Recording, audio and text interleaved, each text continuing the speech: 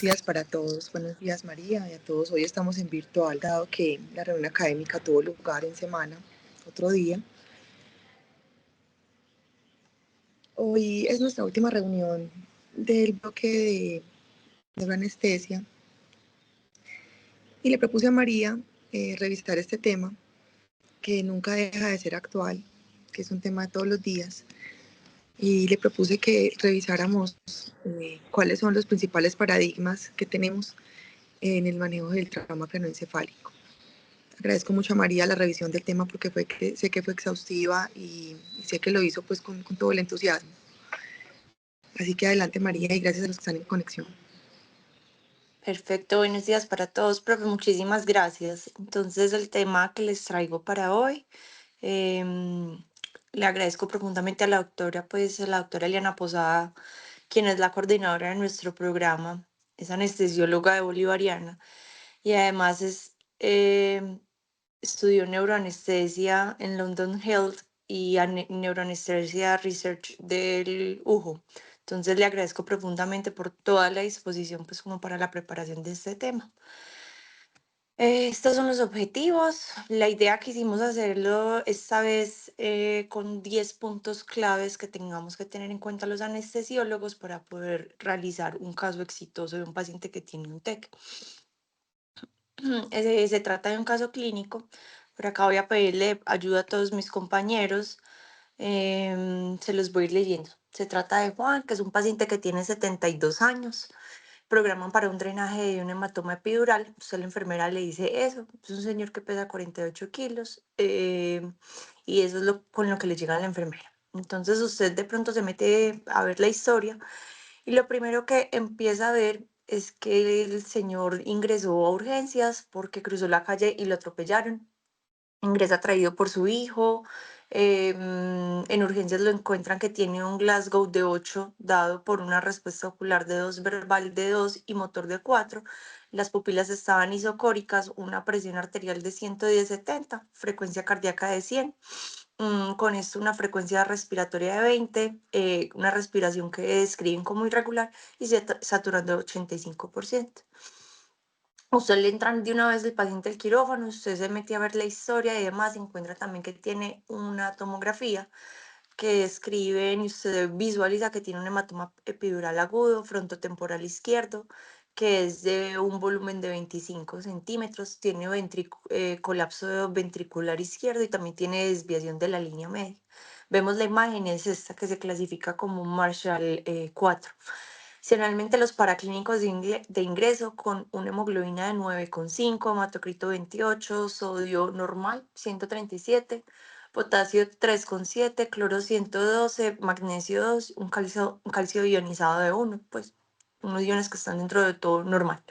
Creatinina 0,7 y un BUN de 22. En urgencias muy juiciosos le hacen un FAST, que es la de búsqueda de sangrado en diferentes focos y el cual encuentran que es negativo. Adicionalmente nos metemos en los antecedentes y es un paciente que es hipertenso, dislipidémico, tiene una FA no valvular, insuficiencia cardíaca crónica con una fracción de eyección la cual está conservada. Dicen que el 55%, origen isquémico y arritmogénica. Paciente regularmente toma aspirina, toma losartán, apixaban 2 veces al día 2,5 miligramos, atorvastatina. No es alérgico. Cirugías que le hayan realizado un bypass coronario en el 2015. No fuma, no tiene ningún otro consumo de tóxicos y previamente una clase funcional NIHA 2 y también muy juiciosos se evalúan y tiene una escala clínica de fragilidad de 4. Entonces, como les digo, ingresa al quirófano y ingresa con un RAS de -3. El paciente ingresa sedado, una infusión de midazolam y de fentanilo. La escala de Four es de 8 al evaluarlo nosotros. Las pupilas están mióticas. Ingresa con ventilación, está intubado y ingresa, pues lo traen ya con ventilación mecánica por un aire RIS. No lo traen, no tiene soporte vasopresor. En la parte, lo revisamos y en la parte torácica no tiene ningún compromiso, se escucha normal, tiene además una fractura del miembro superior derecho y el llenado capilar es de 13 segundos. Entonces quisiera preguntarle a mis compañeros de cada año qué harían. Para primer año, no sé si de pronto Carlos me ayuda. ¿Qué harías con este paciente? ¿Cómo lo clasificas en la severidad? ¿Qué grado de TEC es este? ¿Qué severidad? Y si pides algún examen adicional o si estamos listos. Buenos días a todos. Hola, María. Yo creo que con este panorama que tú nos pones, para responder la primera pregunta, que es la clasificación del TEC, un paciente que está muy comprometido. Ahí veo que tiene un Glasgow de 8, es decir, eso le daría para un TEC grave, y me imagino que también por eso ya venía intubado, ¿cierto? Un paciente que está muy comprometido desde la parte neurológica. Entonces yo lo clasificaría inicialmente como un TEC grave. En Perfecto. cuanto a, lo- en cuanto a los paraclínicos, yo veo que tiene mucha cosa, pero viendo los antecedentes, sí, sí, pues sin retrasar, digamos, el manejo, le pediría adicionalmente por ese antecedente de anticoagulación y todo lo demás, unos tiempos y un electro ahí de paso, pero sin retrasar como todo el procedimiento. Eso adicional, esas dos cositas adicionales.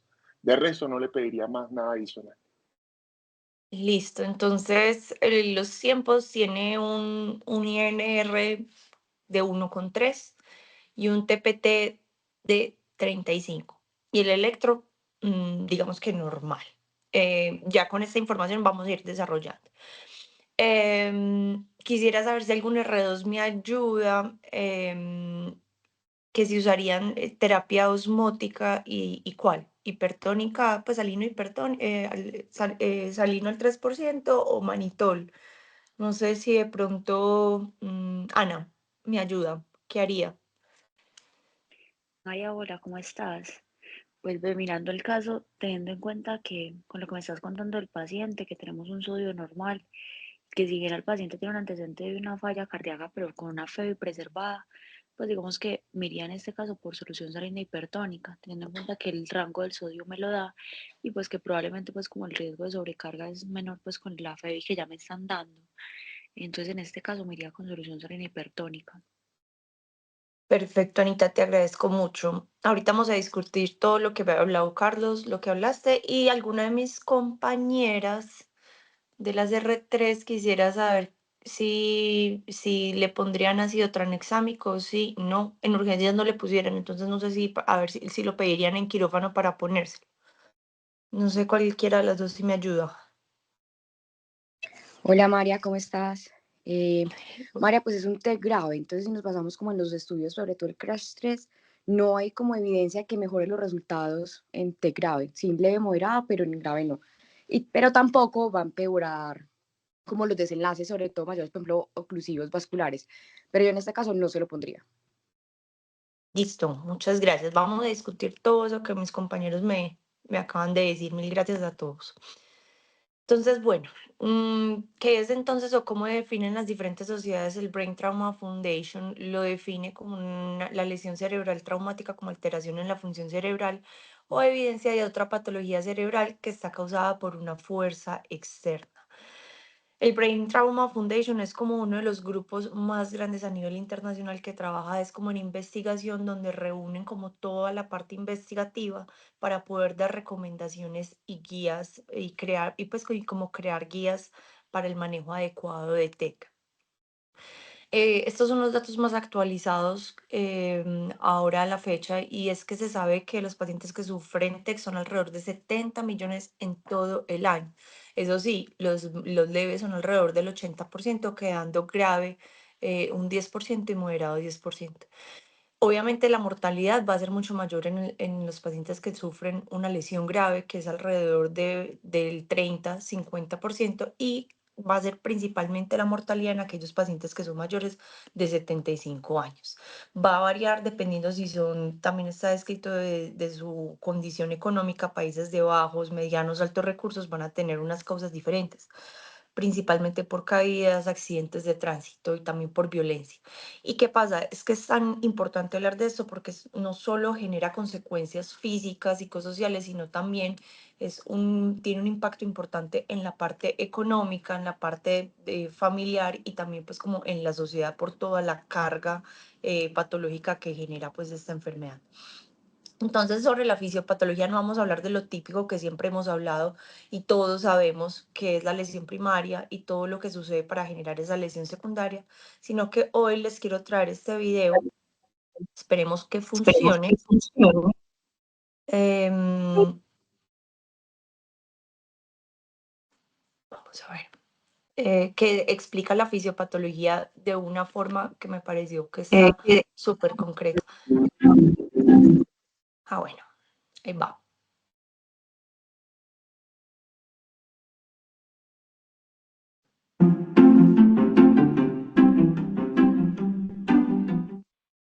Welcome to 2-Minute Neuroscience, where I explain neuroscience topics in 2 minutes or less. In this installment, I will discuss concussions. A concussion is a Acá pues type of dice mild de brain injury that occurs when rapid conclusiones, pero movement es of the un head trauma cerebral lo que pasa causes básicamente the que hay brain un to primer move within the skull, impacto que es potentially la stretching lesión axons and inicial. damaging cell membranes of neurons. When neuronal membranes are disrupted, dysregulated flow of ions into and out of the cell, as well as the increased release of excitatory neurotransmitters like glutamate, which leads to further disruptions in ionic balance and a general inhibition of neuronal activity. Sodium-potassium pumps work frantically to restore balance, but this causes depletion of energy stores and an energy crisis that's compounded by lower than normal levels of blood flow. Additionally, the increased glutamate activity prompts excess calcium to enter cells. The high calcium levels can disrupt the function of mitochondria, amplifying the energy crisis. The decreased energy availability may last for days to a week or more and impact cognition. The trauma and subsequent effects can also damage the Bueno, entonces structural básicamente integrity. acá es que hay una lesión inicial focal, de ahí se da un daño de las membranas pues, y de los axones, hay una liberación gigante de potasio, y luego hay un desbalance de los iones, hay entrada de sodio, de calcio, ese calcio excesivo dentro de la célula lo que va a hacer es dañar como la función intracelular. Se va a generar todo un proceso pues, de hipoxemia intracelular como tal, se van a dañar las funciones, eso va a llevar a la liberación o la producción pues como de manera glicolítica, de ahí es donde se va a dar pues también acumulación de hiperlactato. Y lo otro que es muy importante es que va a haber una ruptura de la barrera hematoencefálica y por eso toda esa parte inflamatoria y de liberación de neurotransmisores no solo va a tener efecto en esa parte regional, sino que también va a tener efecto a nivel sistémico y ahí pues como se da esa cascada de liberación de neurotransmisores, de catecolaminas y de todo un proceso inflamatorio también a nivel sistémico. Entonces de ahí que tengamos que tener en cuenta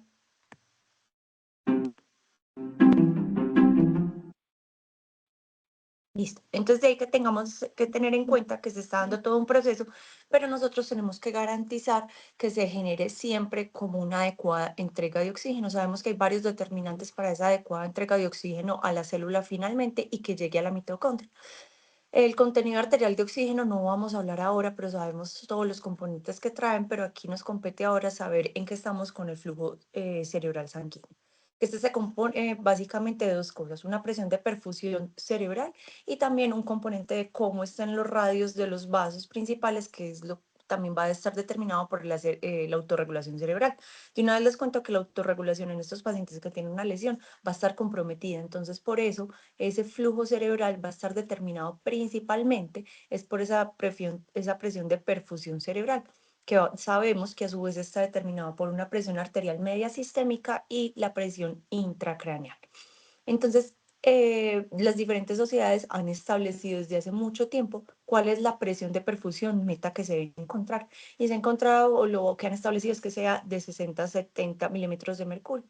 Sin embargo, ahora hay como estudios que han salido de manera reciente, donde han estudiado que se debería individualizar y generar más bien unos valores que sean personalizados para cada paciente. ¿Y cómo han estudiado esto? Con la realización, pues, como de Doppler a nivel la cabecera del paciente, donde se puede evaluar y mirar el índice de reactividad de los vasos y según esto se sabe en qué escala o en qué rango se mueve, en qué rangos de presión arterial se mueve esa supuesta autorregulación del paciente y por eso establecer unas metas de presión de perfusión cerebral como personalizadas, óptimas para cada paciente. Entonces esto es como el futuro y lo que se quiere hacer en el tiempo en los pacientes. Entonces sabemos que además de esa entrega de oxígeno, también se requiere pues como limitar como esa lesión secundaria potencialmente, entonces de ahí se establecen unas metas de las cuales vamos a ir hablando pues en el transcurso de la charla. Entonces, para empezar, quisimos hablar de esos 10 puntos claves que tenemos que tener en cuenta como anestesiólogos. Lo primero es el neuromonitoreo no invasivo a la cabecera del paciente. Pero antes de hablar de eso, quiero, pues, lo que sabemos y el gold estándar establecido y aún vigente es la monitorización invasiva de la presión intracraneana. Sin embargo, esto tiene unas indicaciones muy precisas para los pacientes que se benefician. Las diferentes sociedades han establecido y la sociedad de cirujanos de trauma establece que estas son las indicaciones, pacientes con, según la tomografía y según su estado clínico, quienes van a beneficiar básicamente de la monitorización invasiva de la presión intracraneana. Sin embargo, sabemos que esto pues no va a ser para otras personas o a veces no va a estar disponible y aunque nosotros no tomemos esta decisión, pero sí podemos estar influenciados y conversar con el cirujano sobre la pertinencia o no de esta, si creemos que de pronto por la condición o las cirugías que va a ir, lo que está pasando con el paciente podría ser un candidato. Entonces, cuando este recurso no está disponible o cuando definitivamente el paciente pues se sale de esas indicaciones, hay otras formas de acercarnos o aproximarnos a esa medición de la presión intracraneal. Entonces les cuento de una vez esto que es el Center TBI, que es como la base de datos más grande que hay en Europa sobre trauma craneoencefálico. Sin embargo, también agruparon pacientes también de Australia, pacientes de Asia, que lo que buscaron básicamente es coger el mayor número de pacientes con TEC, que fueron alrededor de 5.000, y caracterizar todo lo que pasó con ellos, tanto en la parte hospitalaria como en los desenlaces. Entonces, esta es la base de datos con mayor información a nivel, pues, como europeo y general, donde nos da mucha información sobre cuáles son las recomendaciones que haríamos hacer con los pacientes. Entonces, lo que ellos proponen es que se haga o que al futuro o lo que se debería hacer es como evaluar esa reactividad del pulso para poder establecer como un umbral individualizado. Sin embargo, cuando no se tienen esos recursos, también hay sociedades que proponen como esta escala que de acuerdo con unos criterios menores o unos criterios mayores se pueda establecer que son basados en la clínica y en la imagen de tomografía si el paciente, de acuerdo a estos criterios, si tiene una relación con una presión intracraneal elevada, con una sensibilidad que es muy buena, del 94%.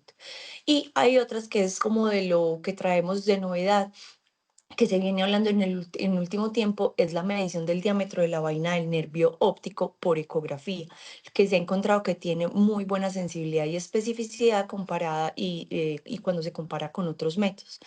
¿Y qué pasa? Porque es importante, porque también las diferentes guías establecen que se debe tener un valor de la presión intracraneana a menos de 22 milímetros de mercurio.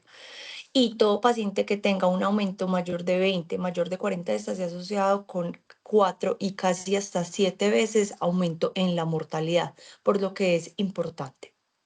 Entonces, ¿cómo se hace esa medición del diámetro de la vaina del nervio óptico? La verdad, es algo que dentro de todo como ecografía va a ser operador dependiente, tiene su curva, pero que miramos si esto es fácil. Con un transductor lineal a nivel del globo ocular, lo que se hace es una medición a 3 milímetros de la papila hacia posterior y en ese punto donde nos den esos 3 milímetros se va a hacer una medición del diámetro de la vaina del nervio óptico. También se ha buscado en diferentes trabajos establecer cuál es entonces el diámetro promedio normal en los pacientes. Este es un trabajo que buscó agrupar pacientes sanos, tanto de los diferentes continentes, y para América, donde encontraron 9 estudios o 9 trabajos donde se hizo medición en pacientes sanos y se encontró que la mediana del valor normal de la medición de este es de 4.5 milímetros. Y también se ha buscado establecer a partir de qué punto se puede decir que mi paciente tiene una correlación con una presión intracraneana elevada, mayor de 20. Y las diferentes guías indican que nos deberíamos quedar con el punto de corte de 5 milímetros. Es decir, paciente que tenga la medición de la vaina del nervio óptico mayor de 5 tiene una alta correlación con una PIC mayor de 20. Sin embargo, esto no es el único método, esto es como un asociado a todas las otras que ya veníamos, pues que tenemos o de que veníamos hablando. También hay unas recomendaciones de seguridad, pues sabemos que todo pues no es inocuo, pero se debería hacer la mínima presión posible, el menor tiempo posible y grabar las imágenes para luego hacer las mediciones, esto con el fin de disminuir el riesgo de lesión sobre el globo ocular. Como les digo, en el tiempo, este es un trabajo del 2019 donde agrupó casi 5.000 pacientes, donde quisieron evaluar la medición de la vaina del nervio óptico, qué tanto tenía pues como de predicción o qué tan bueno era versus la PIC y versus el TAC. Se encontró que tiene una sensibilidad del 97% y una especificidad del 86%, muy cercana a los otros métodos y donde se encuentra que con esta medición el punto de corte relacionado con hipertensión es 5 milímetros, como veníamos hablando. Este otro trabajo que les traigo es publicado en Anestesia y Analgesia en el 2021. Recogieron alrededor de 15.000 pacientes. Es eh, un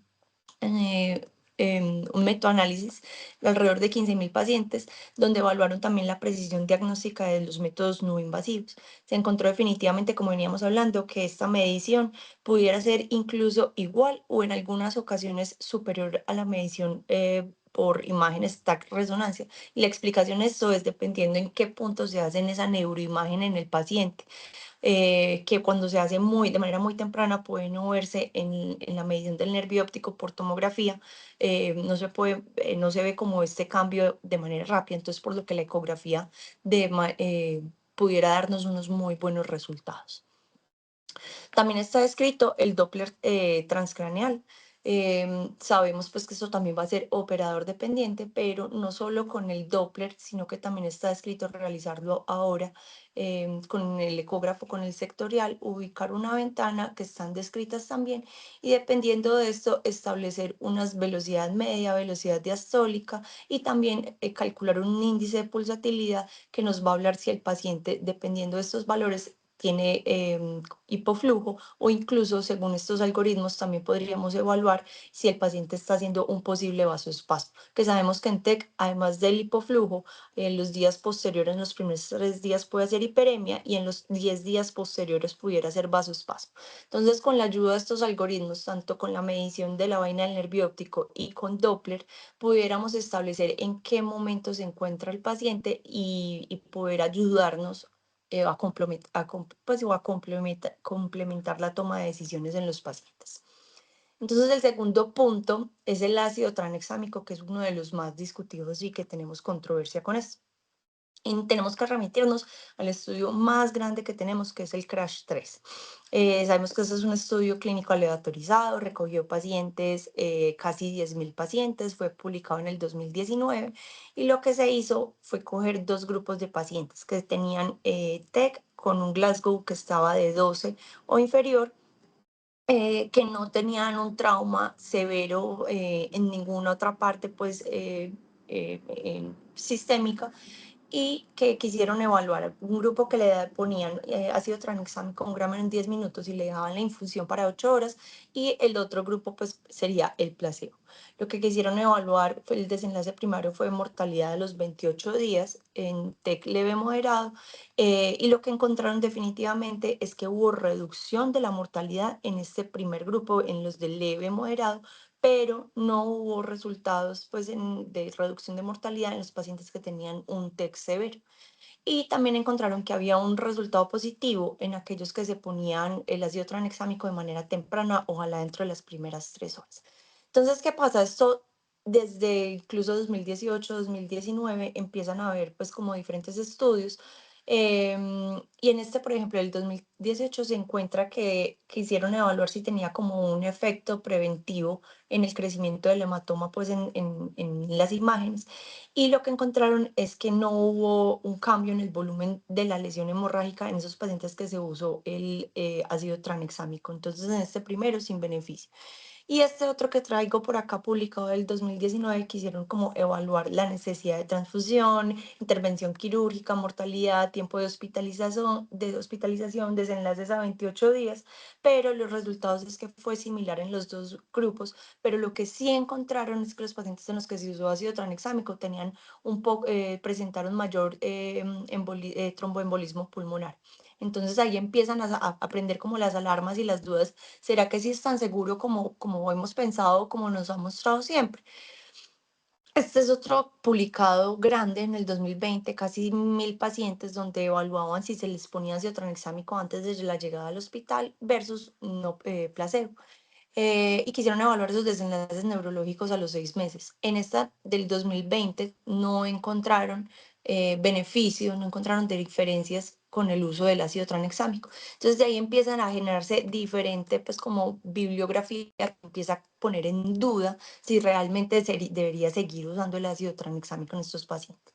Este es uno publicado en el 2020, que recogió 9 ensayos clínicos aleatorizados, cerca de 15.000 pacientes también, y lo que encontraron es que no había beneficio en mortalidad ni discapacidad en aquellos que se usaba el ácido tranexámico. Lo que sí encontraron es que había una disminución en el crecimiento del hematoma, pero en imágenes, esto sin relevancia o como sin desenlaces clínicos, y que probablemente no había como un aumento del riesgo con su uso. Entonces queda uno con diferentes dudas y pues la conclusión que les traigo con el ácido tranexámico es que el estudio vigente más grande que tenemos para el ácido tranexámico sigue siendo el CRASH-3, que mostró que definitivamente hay reducción de mortalidad en el TEC leve, en el TEC moderado, pero no en TEC grave. Y lo que sí es que ya hay unos estudios que no encontraron beneficio con ningún grupo, sin embargo el CRASH-3 sigue siendo el más grande. No hay desenlaces o no hay mejoría en los desenlaces neurológicos, hay disminución en en el crecimiento del hematoma en tomografía, pero esto no tiene significancia clínica y parece ser que el ácido tranexámico es seguro, no hay mayor aumento de complicaciones, entonces por lo que seguimos con los resultados que tenemos del CRASH-3, el tratamiento temprano para realizarlo en 3 horas también. Seguimos con el tercer punto, que es todo lo relacionado con la transfusión y la coagulación, que si recordamos, pues nuestro paciente tenía, pues también estaba anticoagulado, estaba antiagregado y demás. Entonces, el paciente con anemia, paciente que tiene una hemoglobina que está disminuida, entonces, ¿qué rango vamos a usar o qué umbral vamos a usar para transfundir al paciente? Estos son de diferentes trabajos, el TRAIN, el EMOTION, que son unos ensayos clínicos aleatorizados que mostraron que los pacientes que tenían TEC y que tenían anemia tuvieron mejores resultados, tuvieron menos probabilidad de tener desenlaces neurológicos desfavorables cuando se usaban umbrales de transfusión un poco más altos, es decir, más liberales, versus cuando se esperaba que el paciente tuviera unos más menor de 7 gramos de hemoglobina. Y estos pues están muy en contravía con lo que se sabe del paciente crítico, el paciente pues fuera de neuro, fuera de lesión traumática, neurológica, donde se sabe que el paciente definitivamente tiene mayor beneficio cuando se usan unos umbrales que son más restrictivos. Entonces, para el paciente que tiene un TEC, nos quedamos con los umbrales más altos, entonces, por ende, se recomienda quedarnos alrededor de 9. Como les dije, el Center TBI, ellos también dan información que su grupo grande de pacientes mostraban que tenían peores resultados neurológicos y también aumento en la mortalidad en aquellos pacientes que se tenía un rango de hemoglobina menor de 7.5.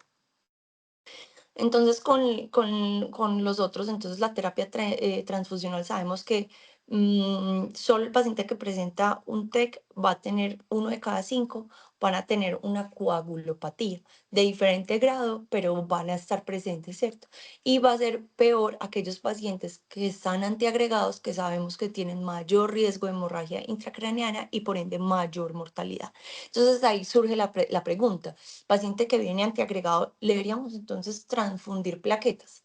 Entonces han hecho trabajos, esto es una revisión sistemática con metaanálisis, donde evalúan estos pacientes, pues si se deberían transfundir. Y lo que se encontró es que hubo una reducción del hematoma en la imagen, sin embargo, no hubo mejoría ni en mortalidad ni en desenlaces neurológicos en aquellos que se transfundieron solo por el hecho de estar antiagregados. Y lo que también se encontró es que sí hubo un ligero aumento del riesgo de eventos adversos tromboembólicos en los que se transfundían así, pues como de manera, pues como en general con plaquetas. Entonces, pues la conclusión de esto es que no se debe como usar de rutina en todos los pacientes, sino que se debería, o la recomendación es como objetivizar esa función plaquetaria. Ojalá pues se pudiera hacer con pruebas viscoelásticas, que sería como lo más indicado. Y de acuerdo a esto, definir una transfusión de plaquetas o incluso la desmopresina podrían disminuir esos pobres desenlaces. Sin embargo, estas recomendaciones en estos grupos específicos de pacientes son recomendaciones de expertos. No hay una evidencia fuerte que muestren que se debería o no usar transfusión o desmopresina en este paciente. Entonces, queda como unas opciones, sin embargo, no son como evidencia fuerte. Entonces el paciente anticoagulado, que si nos devolvemos a nuestro paciente, él también venía anticoagulado con apixaban. Sabemos que estos pacientes anticoagulados que sufren un TEC tienen 3 veces mayor riesgo de mortalidad y desenlaces neurológicos desfavorables. Entonces deberíamos también transfundir a estos pacientes, ponerles plasma o ponerles un concentrado de complejo protrombínico. Entonces, las recomendaciones, estas también son recomendaciones con baja evidencia, básicamente recomendaciones de expertos, y es que el paciente que tiene warfarina, tiene coagulopatía y sangrado, sí se debería buscar corregir un INR, ese es el que está como más claro, y que se recomienda principalmente un concentrado de complejo protrombínico, preferiblemente al plasma por la disminución de los eventos adversos y más si el paciente pues no está como depletado de volumen. Y sabemos pues que la transfusión de plasma pues tiene sus implicaciones y sus riesgos de eventos adversos. Y el paciente que están con anticoagulación, con anticoagulantes directos, es más complejo y hay menos evidencia todavía para poder decidir la conducta. Ellos recomiendan que se debería hacer como una evaluación del estado de coagulación, del estado del sangrado del paciente, guiarnos también por la clínica, si el paciente está sangrando o no, y que podríamos, es una recomendación de experto, ayudarnos por el INR y buscar un INR menos de 1,2. Pero aquí pongo este asterisco es porque sabemos que las pruebas convencionales de coagulación se quedan muy cortas y no son las adecuadas para evaluar el estado de coagulación en anticoagulantes directos. Pasamos al cuarto punto, que es con los esteroides, una terapia también discutida. Nos tenemos que remitir al CRASH 1, que es del publicado del 2004. Son 10.000 pacientes que usaron esteroides en pacientes que tenían TEC y ese era pues como que anteriormente el estándar. Entonces en esto quisieron como evaluar si verdaderamente sería usar o si tenía un aumento en la mortalidad. Lo que encontraron con esto es que definitivamente había un aumento en la mortalidad a las 2 siguientes semanas del TEC. Entonces, de ahí, con estas recomendaciones o con estos hallazgos, es que las diferentes sociedades, incluso además de no hacer recomendación, dicen que no se deberían usar. Entonces, cuando yo me remito a buscar cómo era que usaban esos esteroides o cómo eran los esquemas, eran unas dosis muy altas, eran dosis de metilprednisolona en bolo e infusión, y dejaban infusión para 48 horas versus los pacientes pues sin ninguna de estas. Sin embargo, pues nosotros generalmente pues no usamos esas dosis, ¿cierto? Ya vamos a explicar entonces qué pasa con esto. Entonces, ahora en el tiempo, estos son trabajos que son más recientes que han querido como evaluar, como bueno, de verdad es que los esteroides no sirven y hacen tanto daño, o hay unos subgrupos de pacientes que de pronto sí se beneficiarían de esto. Entonces, estos trabajos lo que han buscado es eh, uso de esteroides en esos pacientes que tenían ya edema vasogénico, cuando ya el TEC llevaba por lo menos 3 días y que ese edema era como asociado a, pues, o lesional como más vasogénico. Y lo que sí he encontrado es que en ese subgrupo de pacientes sí pareciera haber algo de mejoría, mejoría en los síntomas sin complicaciones, pero esto cuando se usan, son terapias que se usan para una semana, para 12 días y son unas dosis decrementales. Sin embargo, todavía hay trabajos que muestran, por ejemplo, este que estudiaron, este último, que son pacientes con hematomas subdurales crónicos que ponían o hacían una terapia de 14 días de esteroides, sí encontraron que empeoraban los desenlaces neurológicos.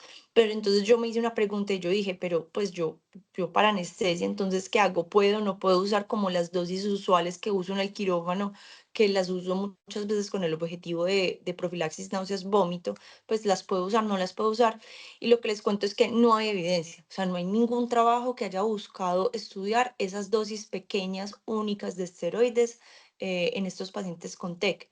Entonces, mis conclusiones es para esto, es como, pues no hay evidencia para esto, pero ojo con esas dosis repetidas de dexametasona en pacientes que son llevados a un lavado, luego le van a hacer una fijación, pacientes que son llevados múltiples veces a cirugía y terminan repitiéndose muchas dosis de esteroides. Y lo otro es que no lo pongamos de rutina en todo el mundo, pues hay pacientes que definitivamente no se benefician de una extubación, que van para la UCI dormidos, sedados, pues no tendríamos beneficio de usar dosis únicas de dexametasona que la estaríamos buscando supuestamente con el beneficio de profilaxis náuseas y vómito. Pasamos al quinto punto, que son los anticonvulsivantes. Los pacientes que tienen un TEC grave tienen un riesgo de presentar crisis convulsivas en cerca del 17 y un 20%, y el medicamento de elección en el tiempo siempre había sido la fenitoína. Sin embargo, lo que se ha venido estudiando y es que ahora se recomienda el uso del levetiracetam porque muestra, además de tener una eficacia que es igual, va a tener menos eventos adversos que la fenitoína, que se sabe que está relacionada con hipotensión, arritmias, inducción de enzimas hepáticas. Em, entonces, pues como que sería el medicamento ideal para usarlo. Que si les digo es que si el paciente no ha convulsionado en los 7 días desde que presenta el TEC, no se debería usar de ahí en adelante, no tiene beneficio y que definitivamente el anticonvulsivante no tiene impacto ni en la mortalidad, ni en la funcionalidad, ni en el riesgo de presentar desarrollo, pues de desarrollar epilepsia, perdón, de manera crónica. Em, Básicamente, entonces nos quedamos con este. ¿Y cuáles son esos pacientes que van a requerir profilaxis? Entonces, pacientes que tienen lesión penetrante, que tienen depresión de la tabla ósea, que tienen un efecto de masa, que tienen una lesión que en una región de riesgo epileptogénica, como sería, por ejemplo, temporal. Entonces nos quedamos que esas son las indicaciones para profilaxis, que si decidió usar sería en esos primeros 7 días, después de los 7 días no tiene beneficio y que el medicamento ideal sería el levetiracetam. Pasamos entonces a nuestro sexto punto y es la temperatura. Sabemos que la temperatura es como uno de los estándares y como uno de los puntos claves en neuroanestesia, ¿cierto? Y pues en anestesia en general. Entonces, siempre o hace mucho tiempo se habló si había algún beneficio pues de la hipotermia en estos pacientes. Luego salieron trabajos que decían que definitivamente no. Y luego empezaron a salir unos trabajos, esto es más reciente, publicado en el 2018, que es el Polar, que es un ensayo clínico aleatorizado, que quería evaluar si una hipotermia profiláctica temprana con una temperatura de 33, 35 grados por 72 horas después, mínimo por 72 horas después del TEC, tenía algún beneficio. Sin embargo, lo que se encontró es que esta hipotermia profiláctica no tiene beneficio en los desenlaces neurológicos. O sea, definitivamente hacer un tratamiento, o sea, yo buscar bajarle la temperatura a este paciente no tiene un beneficio en los desenlaces neurológicos. Y lo que sí se habla es que la hipotermia iatrogénica, es decir, el paciente que llega, está frío en urgencias, que ha perdido, pues y está definitivamente frío, con pérdida de la temperatura, sí tienen mayor mortalidad. Entonces yo los invito a que estos pacientes los tengamos en normotermia. Ojalá los pudiéramos monitorizar buscando una temperatura de 36,5, 37,5, pero lo que sí es que tampoco seamos tan mecánicos de llegar a ponerle de una la manta térmica a estos pacientes, pues porque lo que sabemos es que la hipertermia es también muy deleteria, es muy grave en estos pacientes, entonces como que seamos más conscientes conscientes de objetivizar si mi paciente realmente, pues, qué es lo que necesita. Manejo activo, pues, de esto, ¿cierto? Pasamos al séptimo punto, la terapia hiperosmolar. Sabemos que este también ha sido uno de los puntos más estudiados en el tiempo, donde han sacado conclusiones en el... Aló. La doctora Pilar Ortegón tiene el micrófono prendido. Em, donde han estudiado esto en el tiempo, donde han mostrado resultados que les va igual de bien, pudiera usarse cualquiera de los dos, sea solución salina hipertónica, sea manitol o incluso combinado. Las diferentes sociedades recomiendan que se pudiera hacer, se use uno, luego use otro, y tienen buenos resultados. Sin embargo, para el 2024 todavía vuelven y estudian si quieren, pues si hay un beneficio en uno versus el otro, y lo que encuentran es que en pacientes que tienen TEC moderado o grave, tienen un cerebro tenso, no hay diferencias en mortalidad ni en desenlaces neurológicos cuando se compara uno versus el otro. Sin embargo, en paciente que tiene TEC pudiera tener algo más de beneficio la solución salina hipertónica, dado que logra o lo que han encontrado, aunque es una evidencia de baja calidad, es que logra esa disminución de la presión intracraneana en menor tiempo y lo hace de una manera que perdura más en el tiempo y un mayor grado versus el manitol. Y también, aunque son unos conceptos más teóricos, pero también están descritos, es que la solución salina hipertónica pareciera tener efectos inmunomoduladores, neuroquímicos y en toda la parte de la microcirculación que pudieran mejorar o tener mayor beneficios versus el manitol en este contexto. Sin embargo, yo quiero que tengamos en mente, como muy bien lo dijo Ana, es que tengamos en mente cuánto tiene mi paciente de sodio. Si el paciente pues está hipernatrémico o está en el nivel superior, entonces más bien vámonos por un manitol y luego de pronto lo intercalamos con un hipertónica al 3% si lo necesitamos posteriormente, y que también evaluemos el estado de volemia. Paciente que tiene signos de falla cardíaca, descompensado, y pues le vamos a poner hipertónica, sabemos que este va a tener como un efecto en el aumento del contenido de volumen que puede tener significancia clínica en este paciente. Diferente, por ejemplo, un mannitol que tiene un efecto diurético osmótico y pues no me va a tener de pronto esa carga de volumen tan importante. En caso tal, es individualice su paciente, pareciera tener algo más de beneficio la solución salina hipertónica al 3%. Hay diferentes esquemas propuestos, les traigo este. Definitivamente es mucho mejor poner un bolo que poner una infusión, no tendría cabida la infusión. Y puede ser de 1,4 a 2,5 mililitros por kilo, sería como de los esquemas que están descritos. ¿Qué les traigo de una vez? Es que pensemos que el paciente, y es otra de las recomendaciones grandes, es que el paciente debe estar normovolémico y desea buscar un balance que sea neutro, ni balance positivo ni balance negativo, porque ha mostrado que tiene peores pues, desenlaces. Entonces busquemos evaluar también el estado de volemia y que sepamos que también cosas tan pequeñas como estas también tienen pues como efecto en esto. Cuando se habla de nuevas terapias, se han buscado hablar si los betabloqueadores en paciente con TEC tienen beneficio, metformina, o sea, hay una cantidad de medicamentos. Lo que se ha encontrado es que definitivamente ninguno de estos ha mostrado al momento que tenga evidencia y que lo debamos de usar en estos pacientes. El octavo punto, la ventilación mecánica. Entonces sabemos y está muy establecido pues, por las diferentes sociedades que debemos buscar una meta de CO2 y de oxigenación.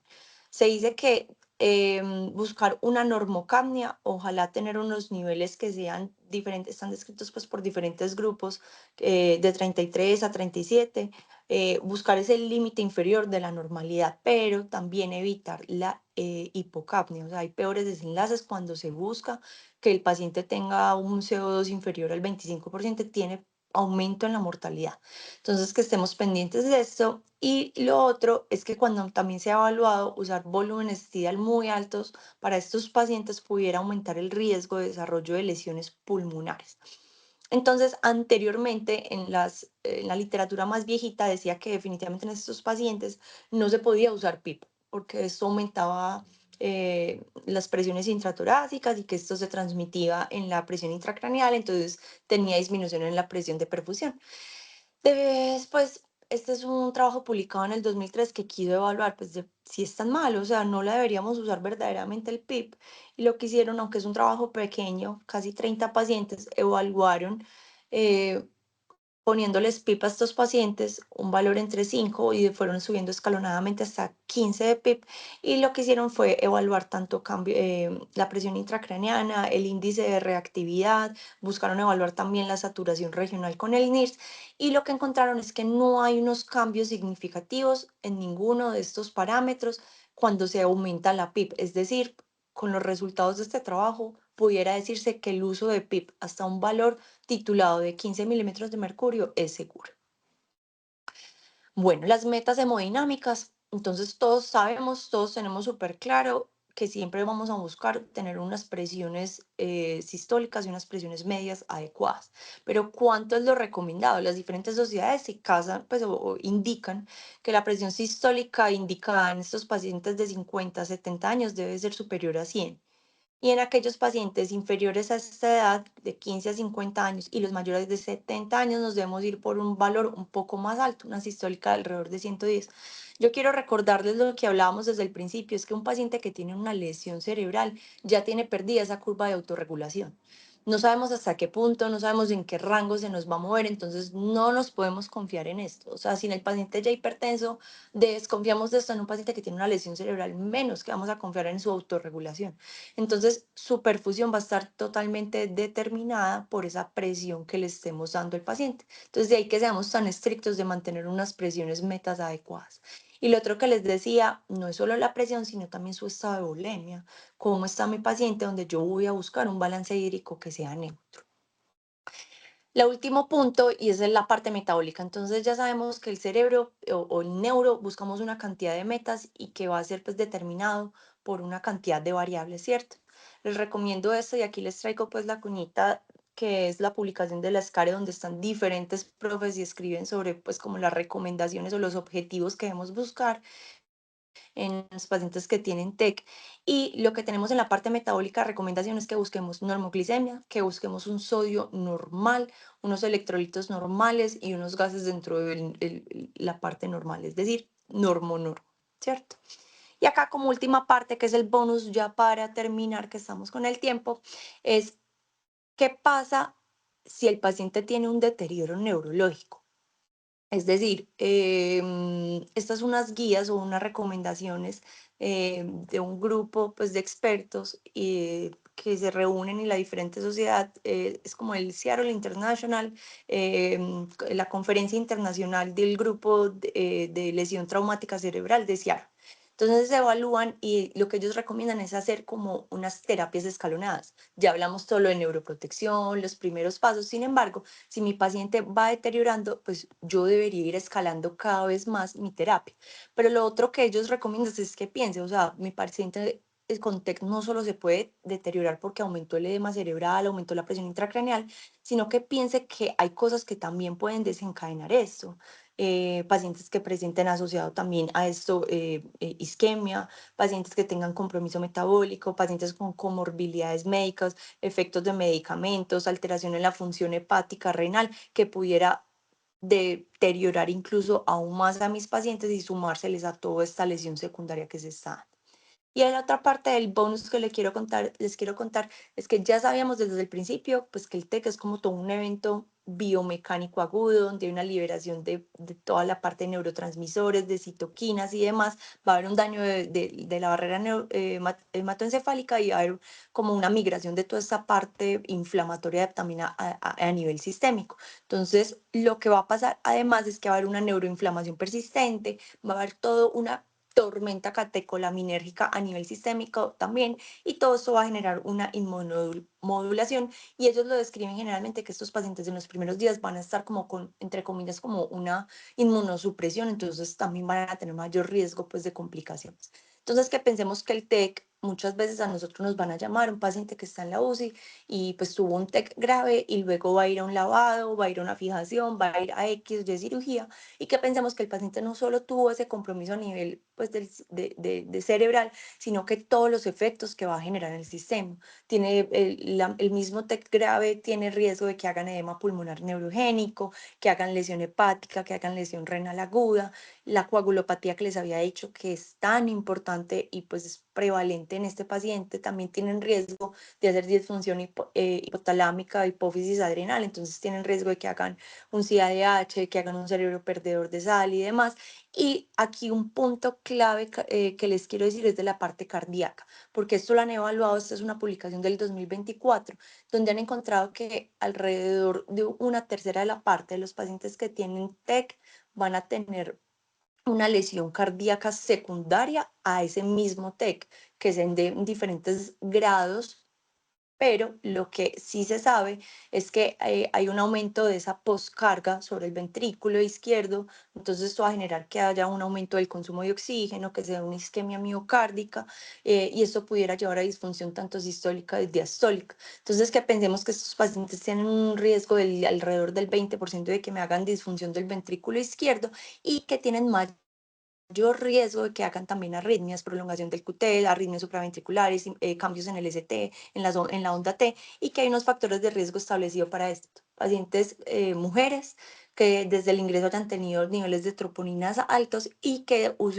tengan uso previo de drogas estimulantes.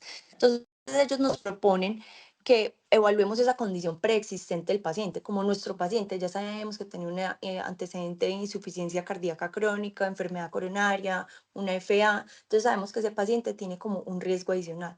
Que pensemos en toda esa tormenta adrenérgica que sucede posteriormente al TEC y que hay toda una liberación de citoquinas y que pudiera darse toda una lesión cardíaca en este momento.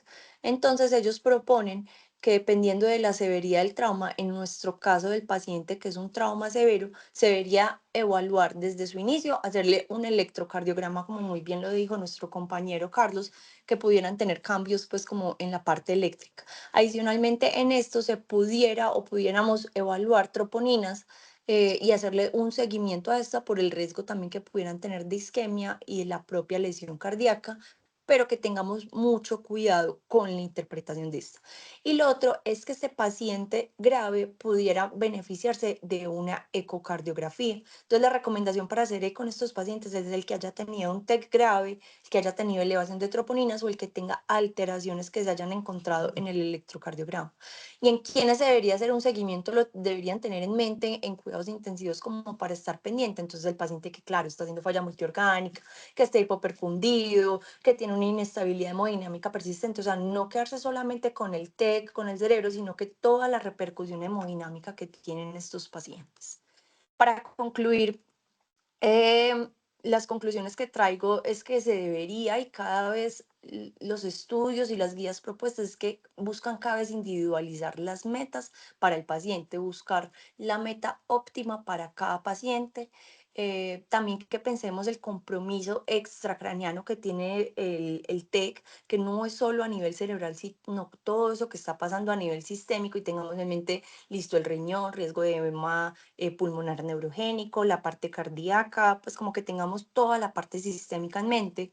Hay nueva evidencia disponible que respalda y también nos muestra que ya hay manejos que están en desuso y que el neuromonitoreo a la cabecera del paciente pues es algo que ya se debería estar usando y que deberíamos pues, entrenarnos y aprender a usar por los beneficios pues que tenemos con esto y que busquemos un manejo personalizado para cada paciente.